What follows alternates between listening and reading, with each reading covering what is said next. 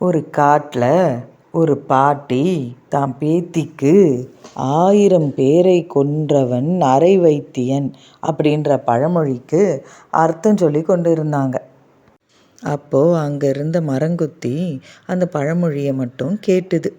உடனே ஒரு வெடி சத்தம் கேட்டு அந்த மரங்கொத்தி பயந்து பறந்து ஓடிடுச்சு. பறந்து வந்து ஒரு பாறை மேலே உட்காந்துக்குச்சு.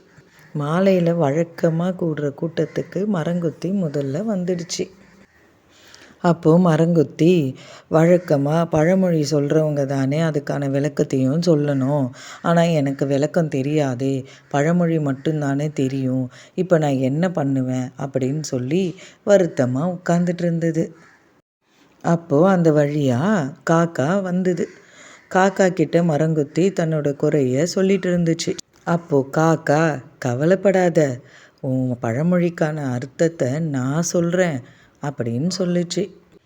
2 பேரும் பேசி கொண்டு இருக்கும்போதே அங்கே ஒரு குட்டி யானை வந்தது.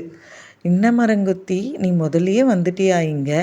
நீ தான் இன்னைக்கு பழமொழி சொல்ல போறியா அப்படின்னு கேட்டது யானை. அதுக்கு மரங்கொத்தி ஆமான்னு சொல்லி ஒரே வார்த்தையில் முடிச்சிடுச்சு பதிலை.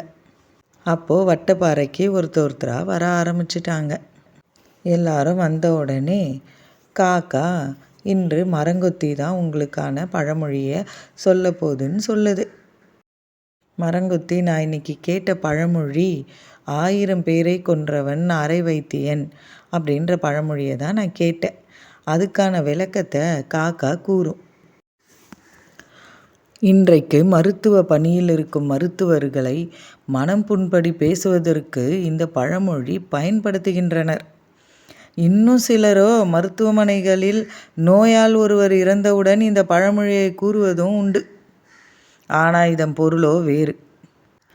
தமிழர்களின் மருத்துவ முறைகளில் தலையாயது சித்த மருத்துவமாகும். இம்மருத்துவம் சித்தர்களால் கண்டு உணரப்பட்டு மக்களுக்கு பயன்பட்டு வருகிறது.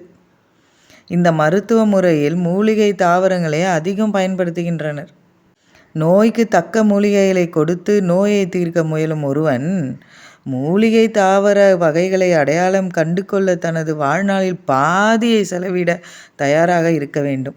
இந்த சித்த மருத்துவ முறைகளை கற்றுக்கொள்ள மாணவனாக சேரும் ஒருவன் 1000 மூலிகைகளை வேருடன் பறித்து அதன் தன்மைகளை குறித்தும் பயன்பாடு குறித்தும் ஆராய்ந்து அறிந்த பின்னர் தான் அவன் அரை வைத்தியன் என்ற நிலைக்கு வர முடியும் என்று அக்காலத்தில் கூறுவாங்க. எனவே தான் 1000 பேரை கொன்றவன் அரை வைத்தியன் என்ற இந்த பழமொழி உருவானது. அது நாளடைவில் மருவி 1000 பேரை கொன்றவன் அரை வைத்தியன் என்று மாறிவிட்டது. என்ன நண்பர்களே, இப்போ இந்த பழமொழிக்கான விளக்கம் புரிஞ்சுதா? இப்போ இந்த பழமொழியை குறித்து யாருன்னா எதனா சொல்ல விரும்பினா சொல்லலாம். உடனே கழுத, 1000 பேரை கொன்றவன் அரை வைத்தியன் அப்படின்னு கேட்டதும், நான் 2000 பேரை கொன்றவன் அல்லவா முழு வைத்தியனாக ஆக முடியும்னு சொல்லி நான் நினச்சிட்டேன். ஆனால் காக்கா, இப்போ நீ சொன்ன பிறகு தான் அதோட விளக்கம் எனக்கு புரிஞ்சுது. ரொம்ப நன்றி. உடனே காக்கா, சரி, இப்போ எல்லாரும் கலைந்து செல்லுங்கள், நாளை பார்க்கலாம் அப்படின்ட்டு எல்லாரும் கலைஞ்சு சென்று விட்டாங்க.